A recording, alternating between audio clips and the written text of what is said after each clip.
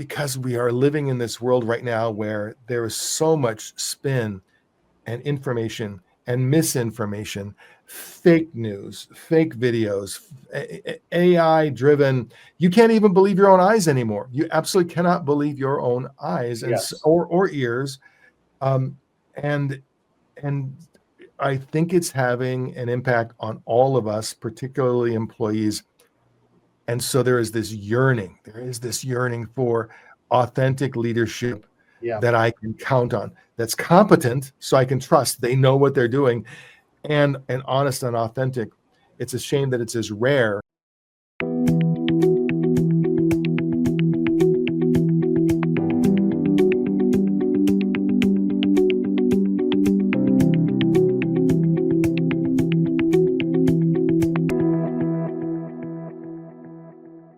Welcome to Leadership Disrupted.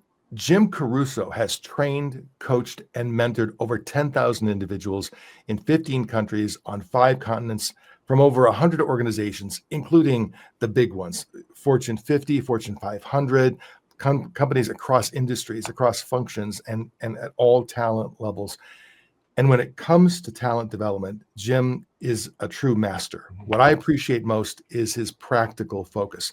No theory, no high-minded rhetoric, no pretty sounding slogans. He is developing real leaders for the real world. And so, welcome, Jim. It's great to have you here for this conversation.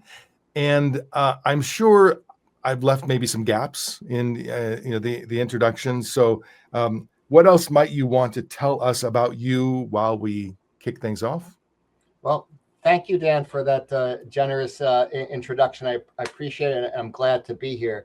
You said, who I am. What I would just like to add to that is that, most of my career has been in training and development, and I've been very fortunate to play various roles of instructor, facilitator, coach, consultant, managing programs and people and so forth. And I've been able to do that in the 3 major types of organizations, meaning I've been with training and consulting firms, communication skills, and business simulations, experiential learning. I've been in corporate learning and development, and I've also been in higher ed and executive education. So I've been able to see training from these 3 different perspectives. That's great. And so when you look at, particularly post-pandemic, are there any like trends or changes or shifts that you're seeing in the landscape of talent development? Yes. I mean, first going back, many years from, 20, 30 years ago, we've had long leadership development programs. They could be a week long. They could be, 10 days long. That, as you know, from, General Electric and the Crotonville and Boeing leadership and all of that, those have shortened. But, and obviously during COVID, but there were face-to-face programs. And then after COVID hit, things went virtual. So that has been a major trend. Obviously, the speed of technology, we've in our 4th industrial revolution.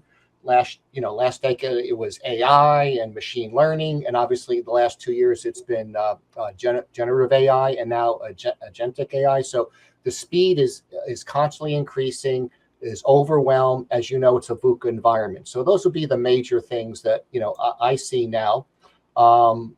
And from a training programs, not everything has gone back to face-to-face, but it's still appreciated and enjoyed, especially for that networking in high leadership development programs and high potentials. I remember my days at GE where, a corporate training program, there was almost this mental template of, okay, that's 2 days in a classroom, binder.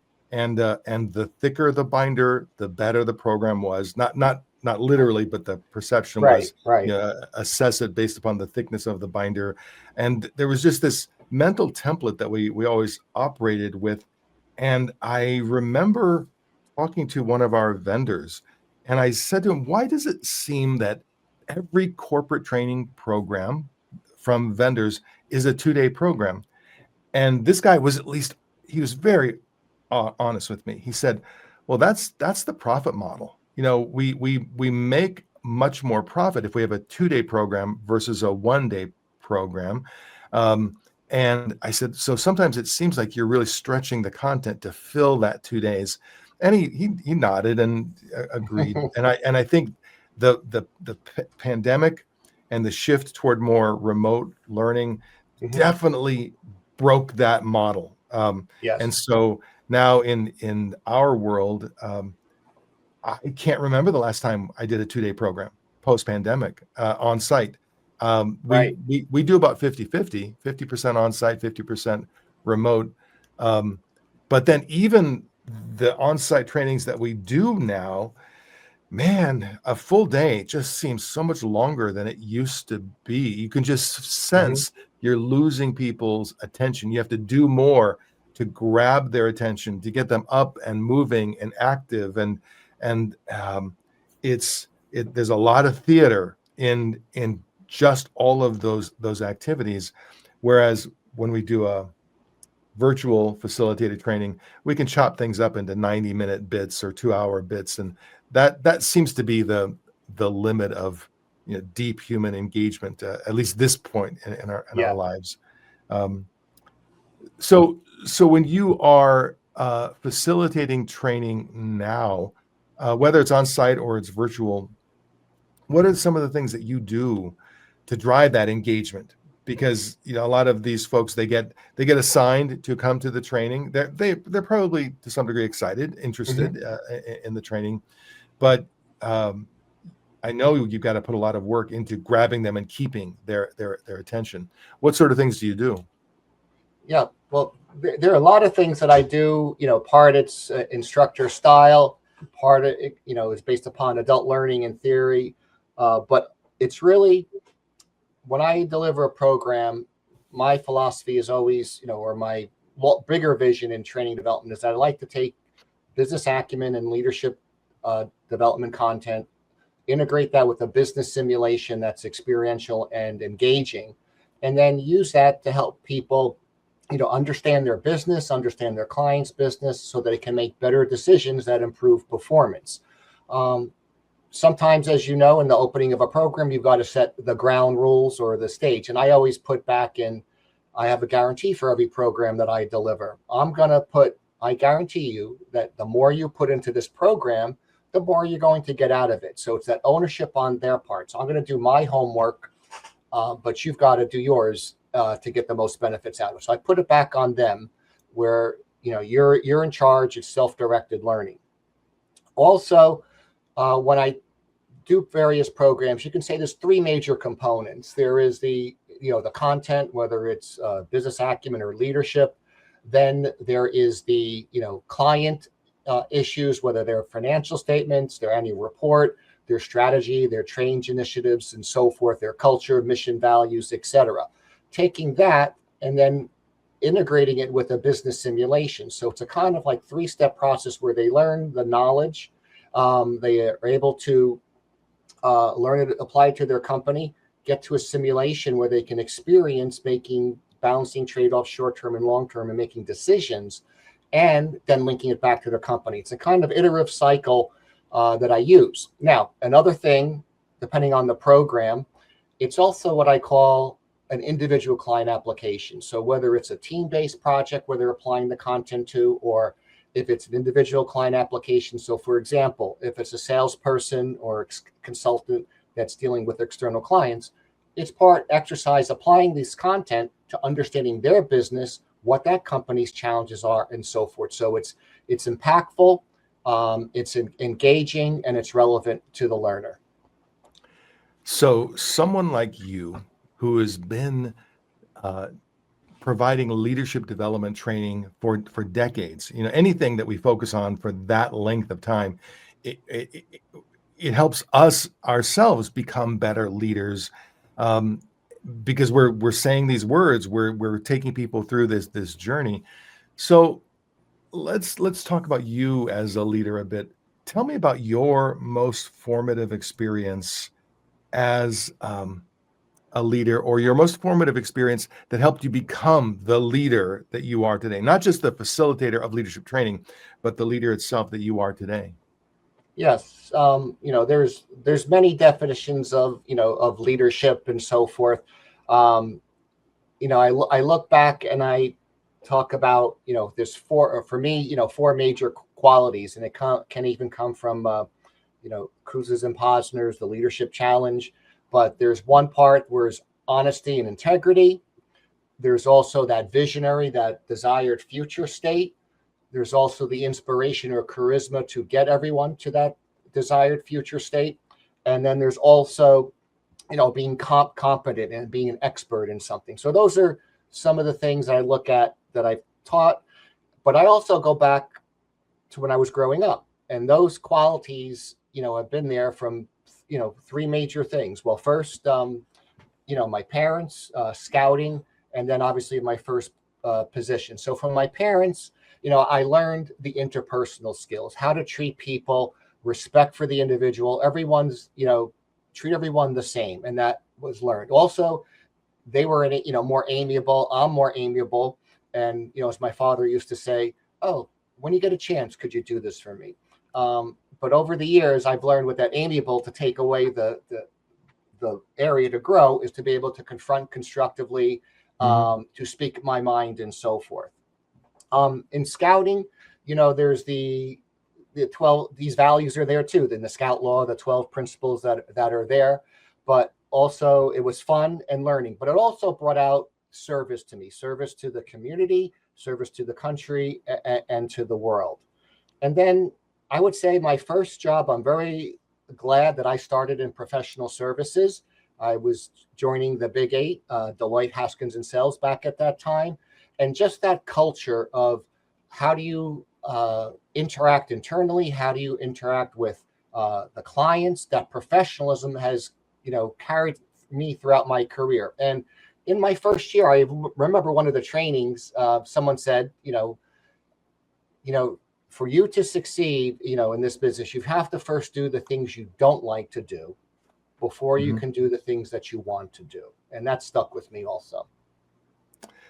So given that broad and deep experience that you have, and I'm sure that like the content of training for leaders has evolved over the last 20, 30 years. I think back to some of the original programs I went through in my 20s, Ken Blanchard's situational leadership. I went through that 35, Right. 40 years ago.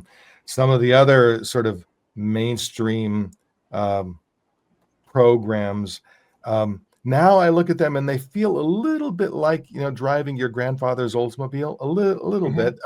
Some of them have been updated, but what kind of changes have you seen in terms of actual guidance for leaders over the last few decades?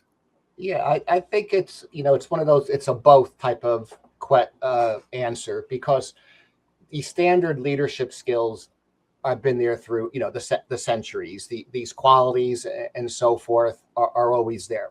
It's how they're applied into the current state, what's going on in the external environment to adapt. So, all of those good leadership qualities, whether it's servant leadership and so forth, all those values of, honesty, integrity, visionary, all of those things are still there. But you have to adapt to the external environment and what's going on. And you look back in this, this century, there's been a lot of changes that have impacted people and leaders. One being, September 11th, how that changed people's perspective. That's also generational, what's important to them. Also, the market crash in the late, 2000s was another impact. And most recently, COVID. So people have a reflection on their life and their work, and affects them as leaders. Now, the leader also in the environment has to deal with technology in this, as you know, the VUCA environment, volatile, uncertain, complex, and ambiguous. They have the fourth industrial revolution, last decade was machine learning. As I mentioned, this decade now it's Gen AI and agentic AI.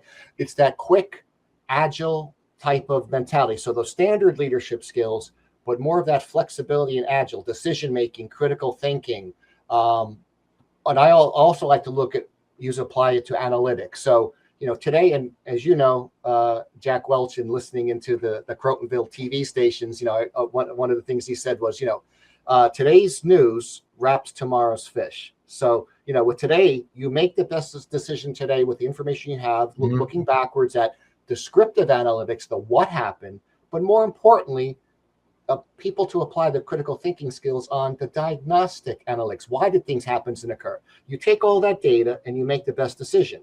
Then obviously you're predicting and prescripting analytics going forward. Make that today. And then the next day, you got to look at what's new. And then a month out, a quarter, a year, and then pivot. Look at the situation and reevaluate. It's that quick, agile mindset. And also another key thing that helps people in this environment is a process. What are the decision-making processes? What are the communication processes? How do you, biases are always going to be there. Biases are both positive and negative. The key is to recognize them and have that process to overcome them. So you get diversity, you don't get groupthink. And again, you make the best decision given the organizational goals and the context. So now that I've kind of got us warmed up, I'm going to shift to the tough questions.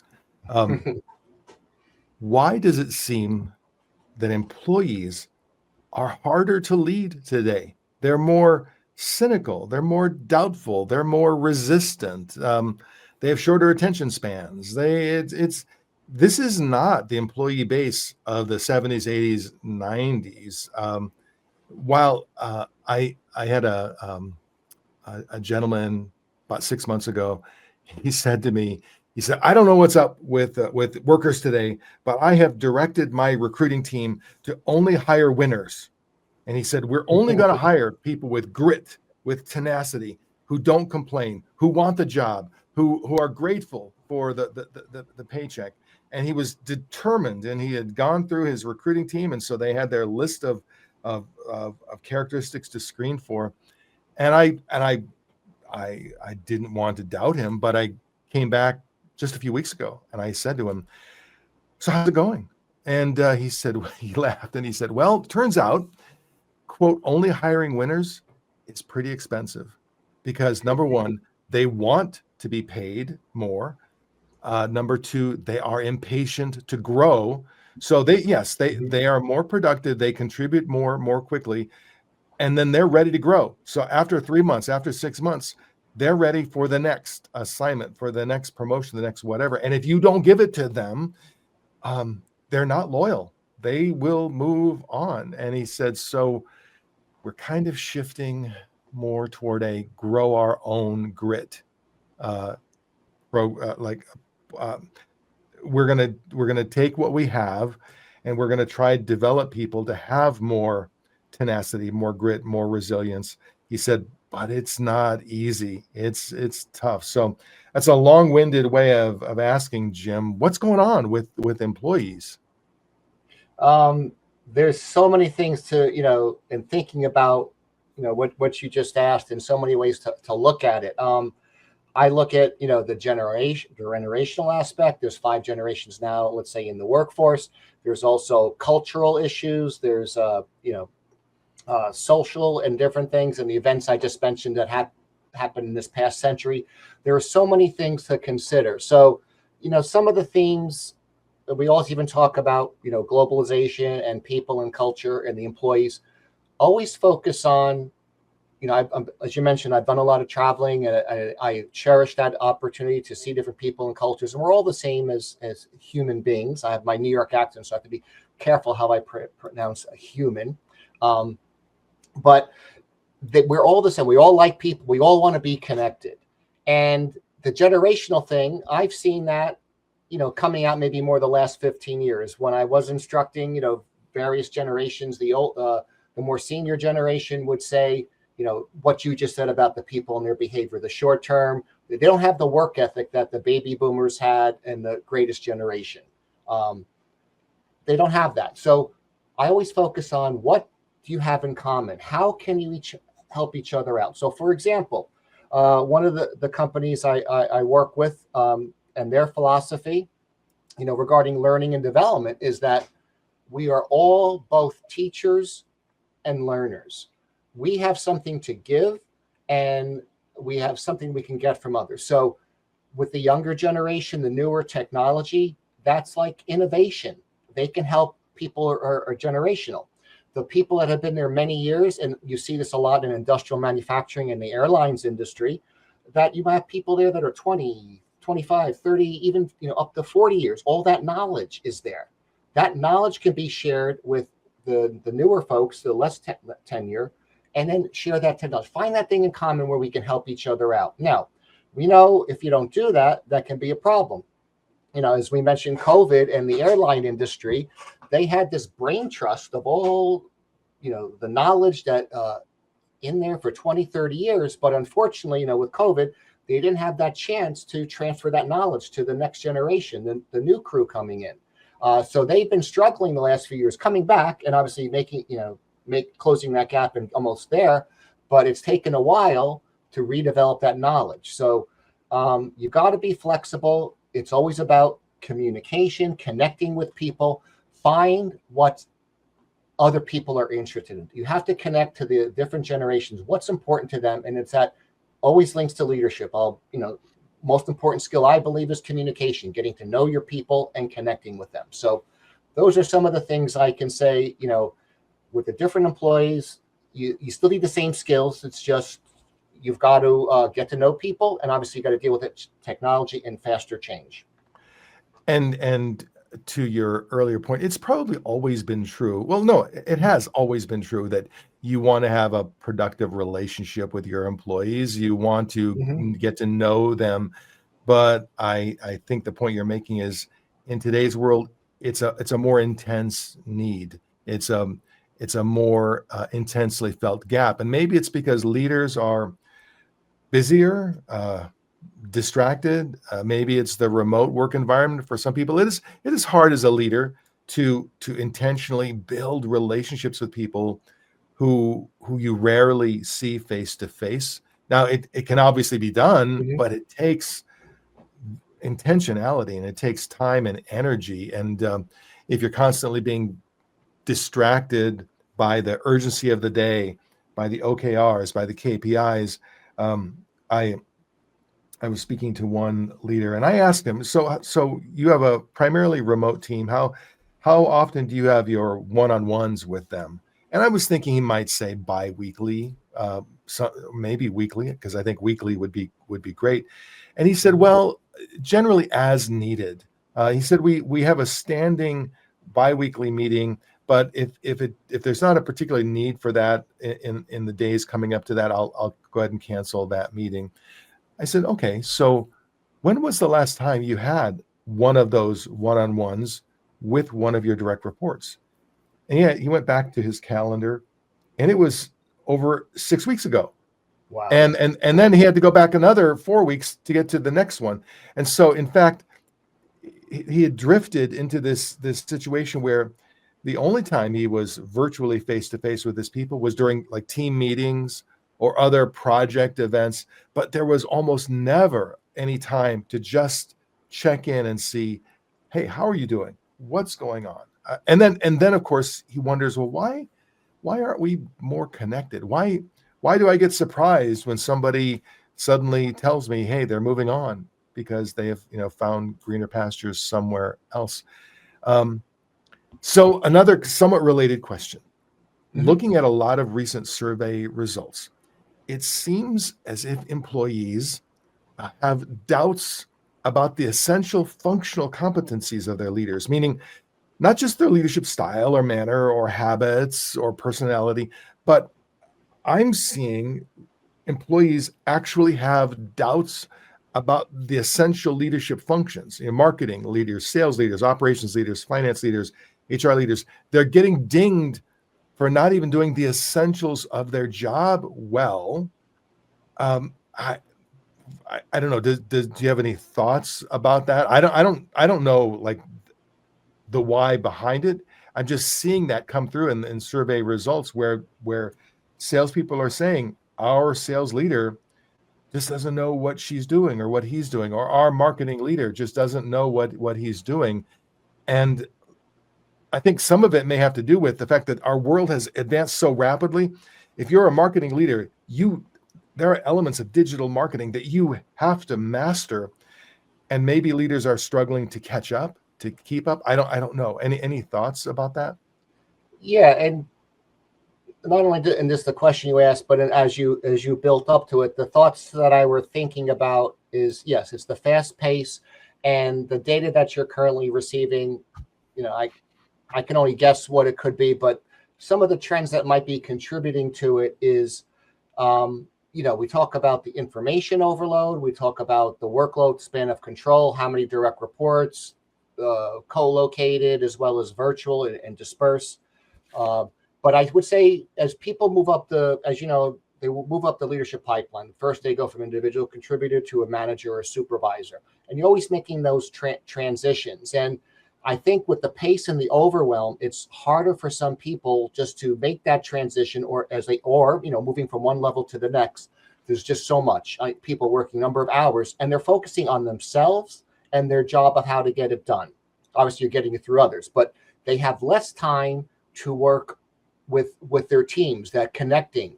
I mean, I've some of the programs I've delivered the last few years, some managers of best practice are always saying hello to everyone when they welcome them, just that little thing. Others don't even know everyone on their team's name, don't even say hello every morning. The one-on-ones you made is important. That's important, that connection, and you want to tailor what everyone needs. So those are some of the things, that I would see with the overload, where people are unable to spend the time because there's too much on their plate. And that's the major thing that I would see now. Why would their employees say they don't get it, or they're not doing well? I don't know if that's knowledge, skills, ability. They don't have the competence, or I need more information from the data that you're getting of why they think this, but they're not meeting their expectations. And again, the manager can have one expectation of what he or she is supposed to be, and that employee, going back to the cultural and generational issues, maybe that's there too. But I don't know. It's a good question and needs further investigation. I have a forming thesis, and part of that thesis is, as the younger generation goes to school, let's pick a function like marketing. They go to school, and what they're learning in school is very much of the moment. They're learning about digital marketing. They're learning about leveraging AI for marketing. They're learning things, and then they come into their corporate environment, maybe their first job or their second job, and they in some ways see their leader operating from an older playbook,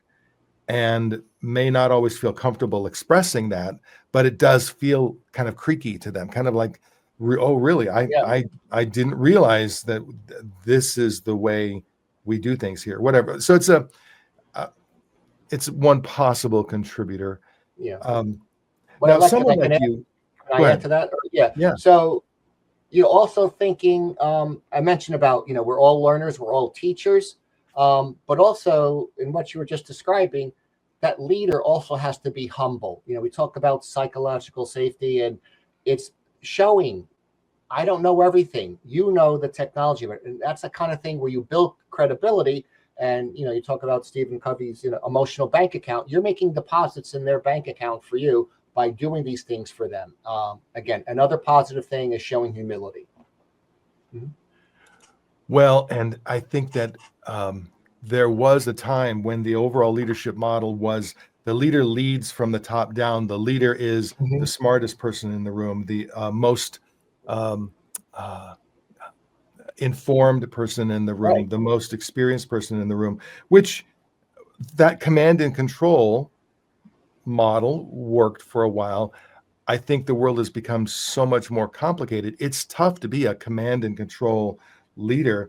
Plus, to get the best followers, they're not looking for command and control. Like you said, they want to be part of the solution. They want to be part of the brain trust, so to speak. But that's a different mindset when it comes to leading others, feeling comfortable hiring people who are smarter than you are, who have more experience in certain areas than you do, and then giving them the space to flex those muscles and learn from them, and also have them learn from you. Again, it requires a specific intentionality on the part of the leader, and a different kind of confidence, I think, on the part of the leader. So I know someone like you who has spent a lifetime helping others, coaching others, mentoring others. You come to that work for particular reasons. There's something about that kind of work that draws you, that keeps you. So can we take a few minutes and just talk about what does drive you personally to help others in this way? Yeah. In my experience, I've seen, a lot of good leaders and managers. I've seen, and not so good ones that don't have the right behaviors and so forth. So first, I want to share that knowledge with others, that both the do's and the don'ts, or, best practices and so forth. But, I talked about certain things earlier about professional services and qualities. I would, summarize my motivation. I like to use the word spice. So not to be confused with the Spice Girls, but Mhm. spice stands for me, service, passion, inspiration, communication, and expression or exploration. So let me, say more about that. The S for service, I enjoy providing service to all. Before I was in the working world, growing up, I was you know, in food service, restaurants, waiters, and so forth, servicing the customer. I was on the golf course as a caddy, taking care of the golfers and so forth, and through that journey. In professional services, I mentioned at Deloitte, I learned professionalism. So service, servant leadership, and providing service to all is, very important to me. Now, the P for passion. I enjoy igniting passion in people's lives. How it happened for me, people always ask that the trainer or the facilitator, what triggered you to start this? And I go back to my first 4 years at Deloitte. I'm on the 98th floor of One World Trade Center and seeing Dr. Chris Kelly from NYU deliver a presentation skills class. And I said to myself, I want to be in the front of the classroom and be able to do that. And that was like my motivation. And also that ignited my passion. I want to ignite people's passion, whatever it is, for them to discover and do it. The I in inspiring others to learn. Again, it's the motivation. It is continuous learning. You can never learn enough. And we talked about people, and also learning from others and teaching others. We have a lot of differences, but focus on the things we have in common. Um, you know, I want to inspire them. What do you have in common? I enjoy seeing people and culture. So inspiring others to learn, continuous learning, and every interaction. I tell this to my children, be a sponge. When you go to school, this class, or this guest speaker, you meet someone, take something away, ask questions, learn something new. So that's how I approach, inspiring to learn for me and for others. The C, communication, is a big one, because communication can be used for many purposes. One, it's communicating that leadership vision. Where are we going? The desired future state, having that, where do we want to be? John F. Kennedy saying, we want to have a man on the moon by the end of the decade, and so forth, things like that. We also use communication for change management. It's also a very simple model that I've lived by and use a lot, is gap analysis. As you know, current state, desired future state, there's a gap. How do you solve the solution? What's the recommendation, and so forth? So it helps talk about change. And one thing that leaders can do in, change management, it's where are we going? Why are we doing this? What's the context? Why are we getting this new, technology platform? Why are we going from this manual process to this automated process, et cetera, a new HR system?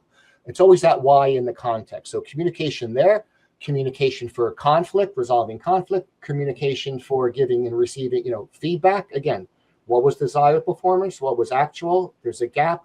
Again, communication, engagement, conflict, psychological safety, and so on. But that to me is the key skill, consistent, transparent, and frequent. And that was the C. Yeah, I still got one more letter, right? Yeah. The E is self-expression. And for me, I mentioned as an amiable, I am not the one first to speak up in a large group or to raise my hand. So again, I wanted to work on to growing that. So express my thoughts. I have a lot to share, knowledge and experience, just like I had mentors who helped me. I want to help others with my knowledge. I have something of value to contribute, and everyone does. So I want to make sure that I express that.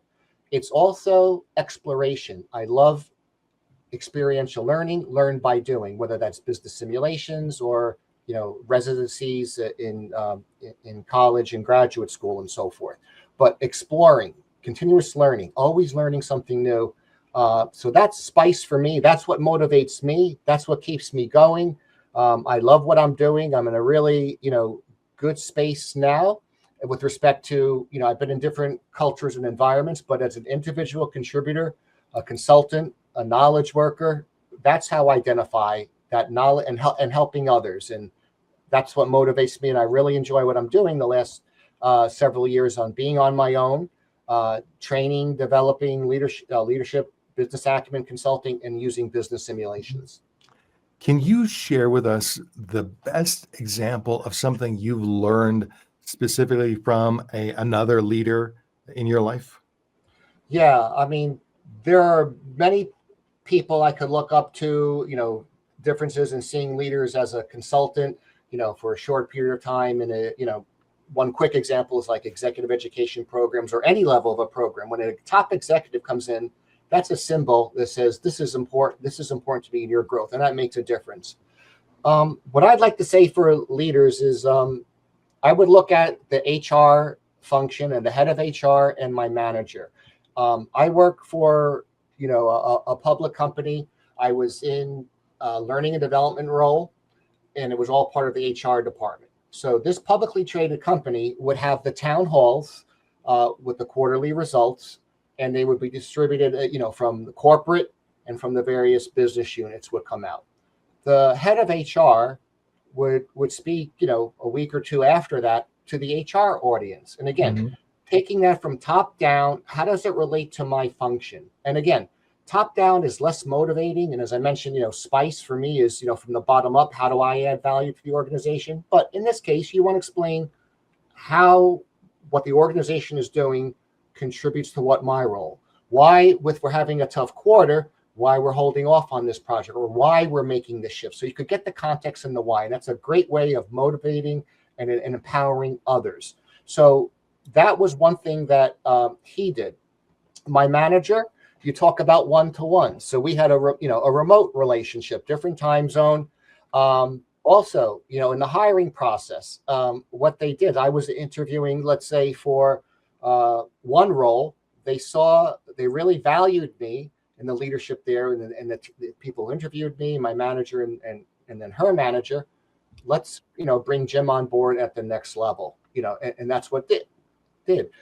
She also was always into not just the reporting and the one-on-ones, what happened this past week, what's next week, challenges and things like that, but it's setting up those development projects. So I was able to work with her and partner on an onboarding program.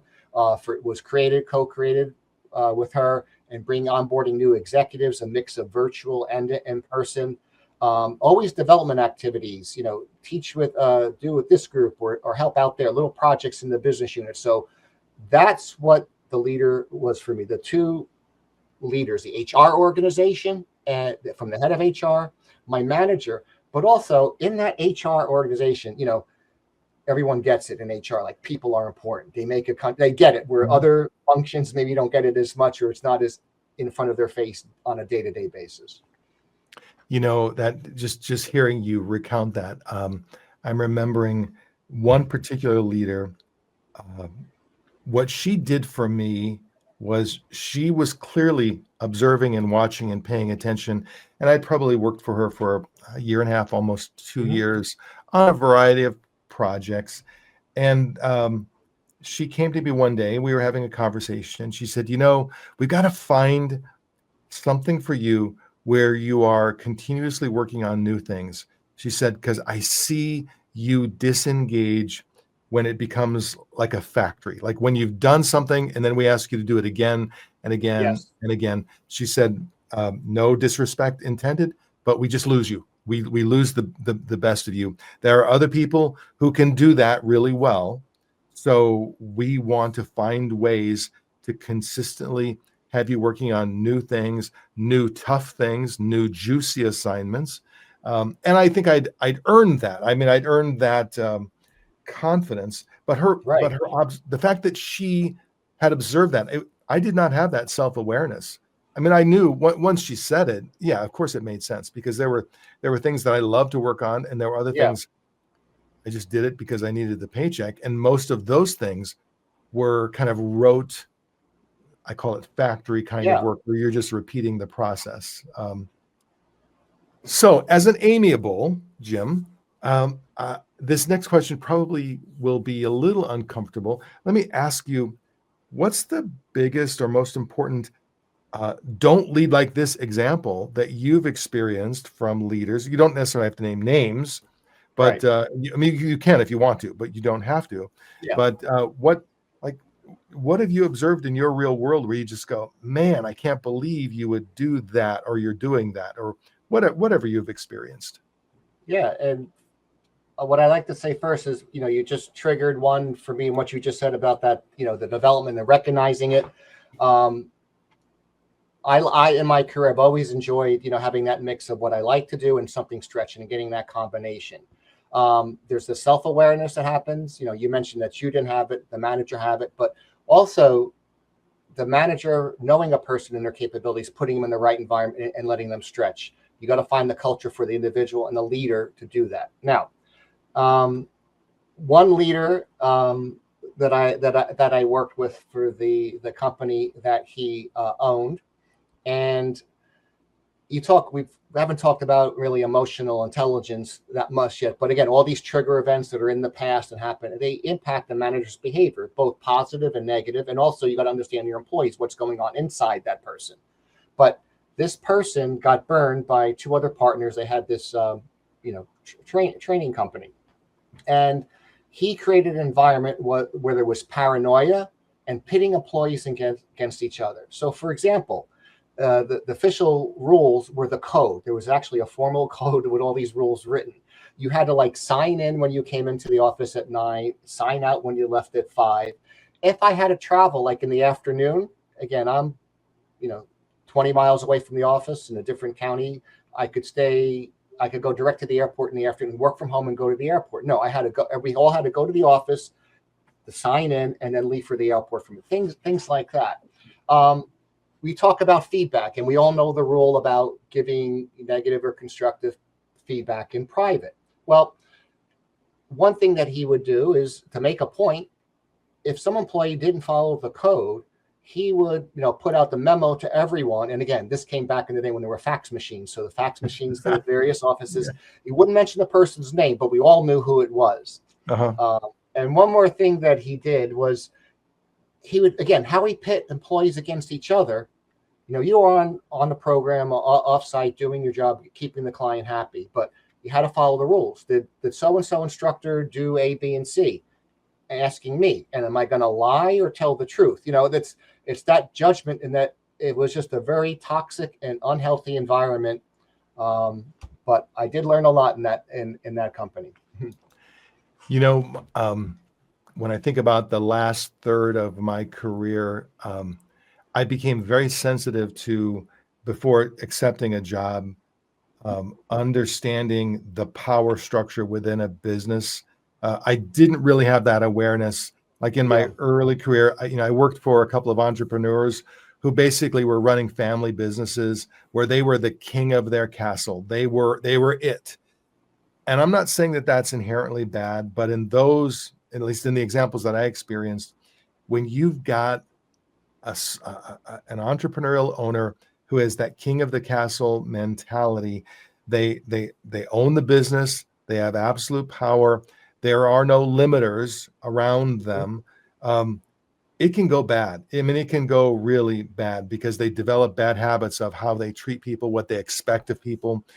And I was too young to be discerning, but eventually I became more discerning, and maybe also developed enough of a skill set where I felt like I didn't have to settle for that kind of environment. Right. But I'm always suspicious of those strong entrepreneurial businesses where there's one king of the castle.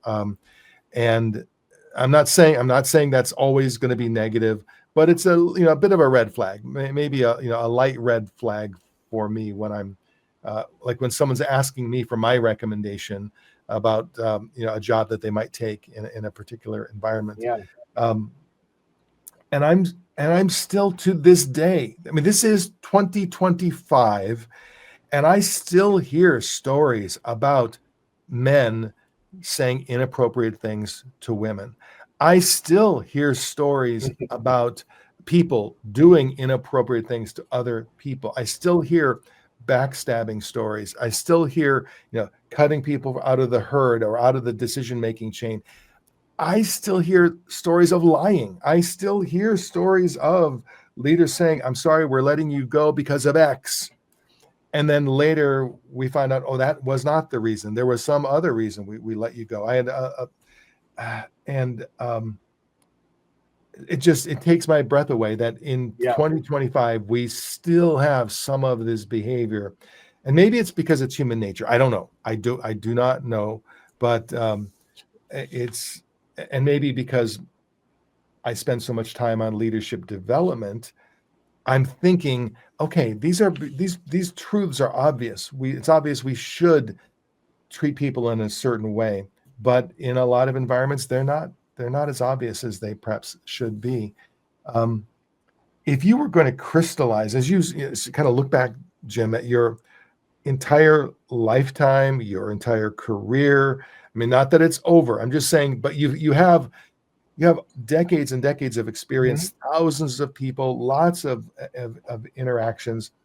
If you were to crystallize the best thinking that comes out of all of that, does anything come to mind in terms of what you would want to share with others?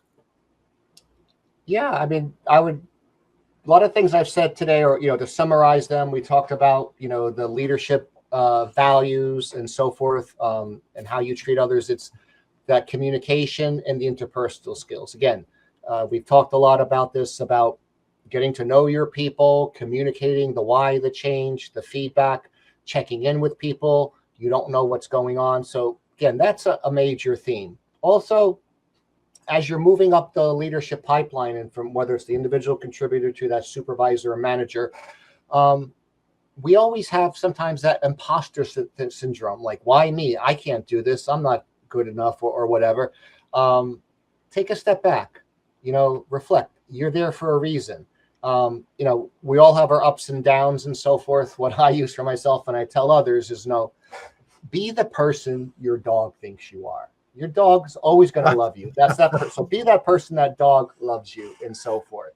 When it comes to management and leadership, I go back to a quote from I think it was a Navy admiral and at a retirement speech and so forth. And she said, "You know what the difference between management and leadership is?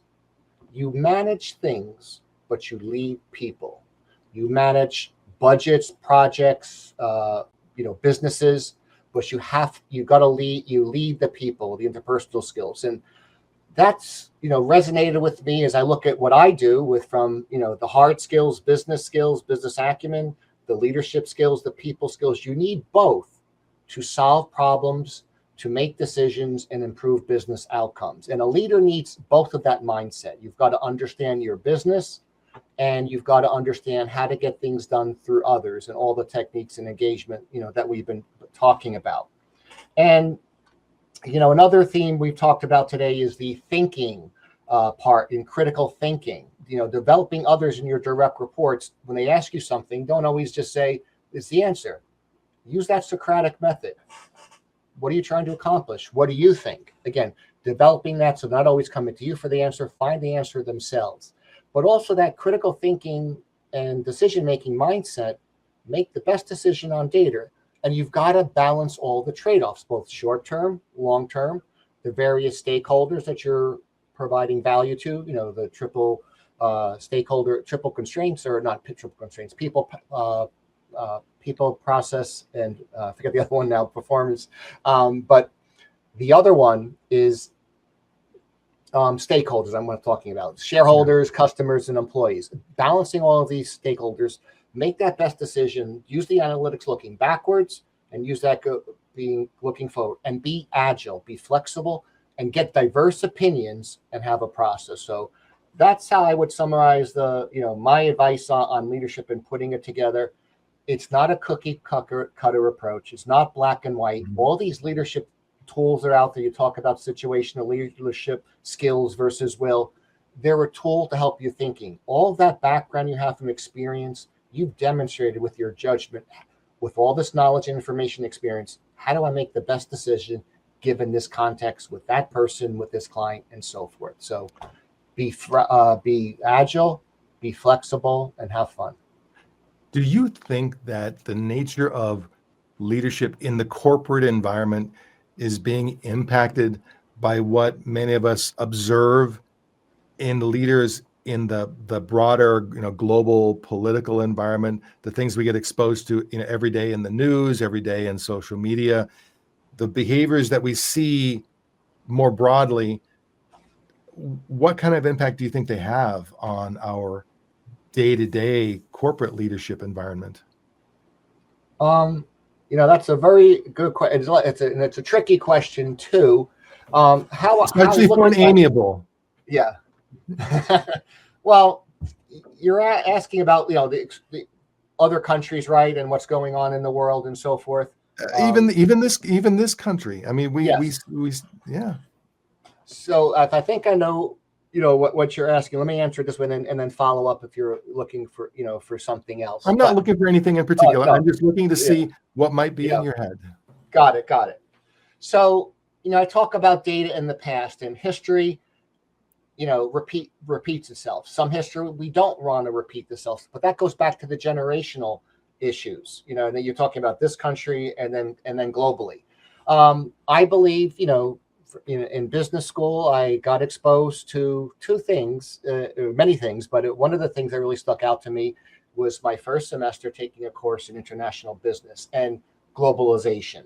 And you look at the three major regions of the world: the Americas, the Europe, and Asia Pacific.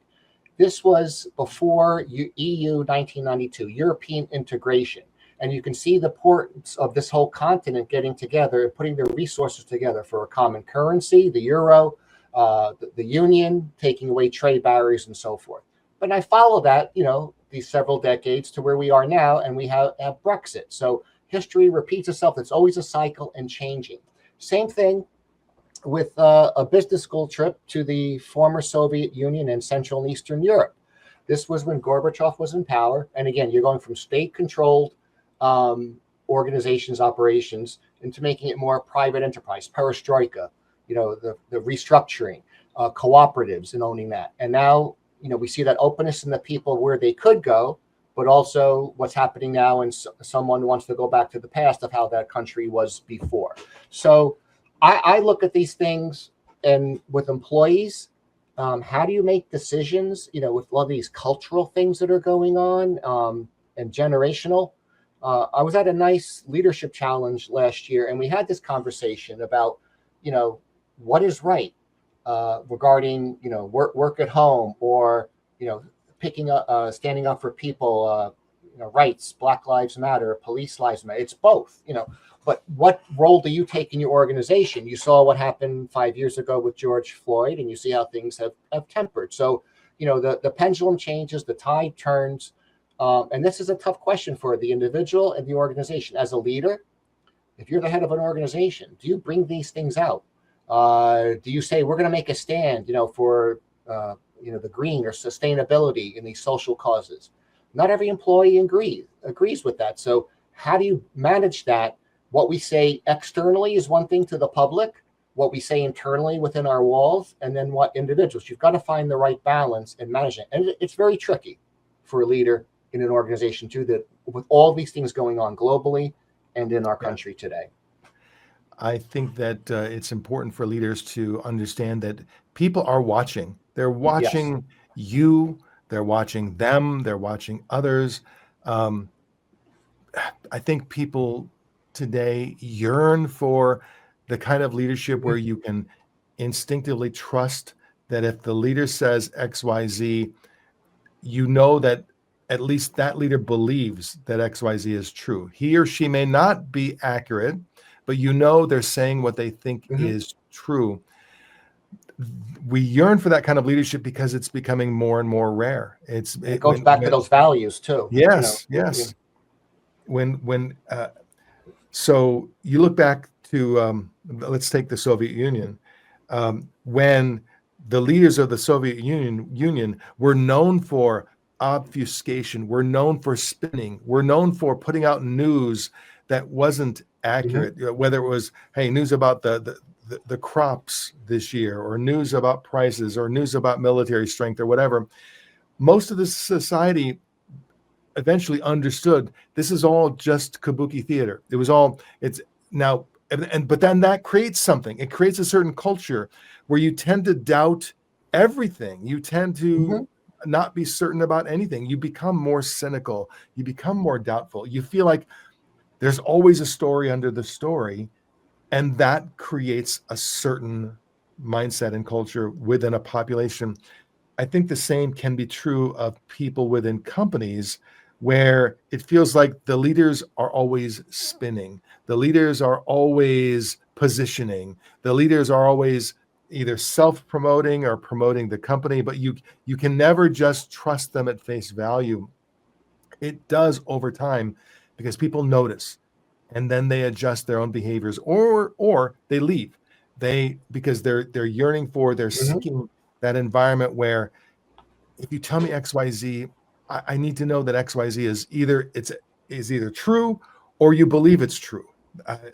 Hopefully it's true. Hopefully you're wise enough that what you believe is close to truth and close to reality. And I only bring this up because we are living in this world right now where there is so much spin and information and misinformation, fake news, fake videos, AI driven. You can't even believe your own eyes anymore. You absolutely cannot believe your own eyes or ears.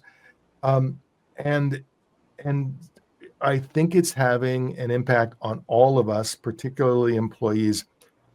And so there is this yearning for authentic leadership that I can count on, that's competent, so I can trust they know what they're doing, and honest and authentic.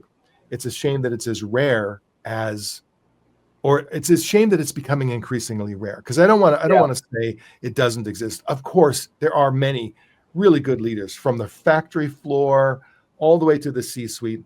There are many good leaders, but that kind of authentic, competent leadership is becoming more rare, for sure. I agree. So then, if you were giving advice to a younger person today as they're looking forward into their future, I talked to a fair number of young people. I say young people in their 20s, who are at the beginning of their career, and they ask for guidance and advice. And particularly, they will say, where should I invest my time? That's a tough question now. It is tough to say, well, you should focus in on this or that, because the world is changing so rapidly. But I don't know. Do you have any thoughts or insights into, if you were guiding someone today, what kind of guidance might you give them? Yeah, well, I have two children. One who just finished college, now is in graduate school. Another, our daughter, is in her third year. And I've told you about, being a sponge, absorb as much as you can. When it comes to career positions, and talk about technology changes, think of what happened to people who went in 4 years ago. This was the class that, COVID impacted their high school, I guess, graduation around that time, and then their first semester in college. That environment, computer science. Oh, I can get a great job. Look what happened in the last 4 years. If you went in 4 years ago with a computer science major, how it's hard for them to get a job now with AI and so forth, and that shift. Also, looking at a career, as you know, the greatest generation, might have one employer. People in the baby boomers, several employers. As you go further down the generations, there's more and more employers. Think long term about your career. Don't just think that, that first job, I've got to make more money. I put this investment, I should be getting X, or others are getting X. Like I tell my son, he's a biomedical engineer. He's done well. He's going to graduate school. He's had nice 2 research internships over the summer. Finally, he's getting the recognition out there for his capabilities and being recognized. And he had a nice internship this summer. He's also, working for an organization where he's getting such good exposure. And if full-time, opportunity opens up there, it won't be as good pay as, say, in the private sector. But I said, look at this. You like this. You like what you're doing. You like this organization. Go reevaluate every year. You make the best decision today, and then again, you reevaluate. But you could be in this organization for 3-5 years, maybe much longer, but you have so much to gain in your 40-year career. This experience is golden, is going to help you with whatever you want to do, whether you want to go to a corporation, you want to go teach, get a terminal degree, etc. It's going to help you. So be patient and make the best of this experience that you love doing right now. I think that's great advice. And it's also tough to hear because we live in such a comparative world. You can see others, all the people that you graduated from high school and college with, you see their LinkedIn profiles, you see their social media, and it seems like every young guy is driving a Bugatti. Every young woman has 8% body fat. Every person has this amazing social media life, and it's hard to not contrast yourself. But the reality is, not that. Reality tends to be less exciting, and also it's important to be true to yourself and true to your own path, and not apply an arbitrary timeline. We have it oftentimes in our heads that okay, by my early 20s I should be this, and then by my mid 20s here, and then by my late 20s or early 30s, like this track that we feel we should be following. And if I'm 27 and I'm not arriving at X, I feel like, oh, I'm a loser, or I've lost the opportunity. I was talking to a young woman in her early 30s. She was considering going back to school for her master's degree, and it made good sense in her particular career. But she said, "Oh man, I'm too old for that. I feel like I missed my shot. I missed my chance." And I said, "You're 32. You can't be 32 saying you missed your shot. It's just not. It just doesn't comport with reality. You have so many shots coming up in your life. So if you can do it financially, and if you can do it from a time perspective, absolutely take advantage of the opportunities that you have." In fact, I would even say, people in their 60s should be taking their shots. Yes. There is always opportunity. There was a Dylan song, and I'm going to bastardize the line, but the line was essentially, if you're not busy being born, you're busy dying. Something like that. And I used to think those were just words, but now, I've arrived in my 60s, and I realize I still have this urge to grow. I still have this urge to evolve. The bones are a little creakier. The mind isn't quite as sharp as it used to be, but it's still there. So Jim, this has been a fantastic hour. I really appreciate you taking the time to kind of share your thoughts, your insights, your wisdom with us. And I look forward to having future conversations with you as well. Any last thoughts you would like to share before we wrap stuff up? I really love, this conversation, the feeling's mutual. I mean, I love these types of conversations where, you're asked very thought-provoking questions, and it makes you think. It links to and also through this process of, answering these questions, I can see a theme, in my whole life. So I love this opportunity. Really appreciate it. And thanks again, Dan.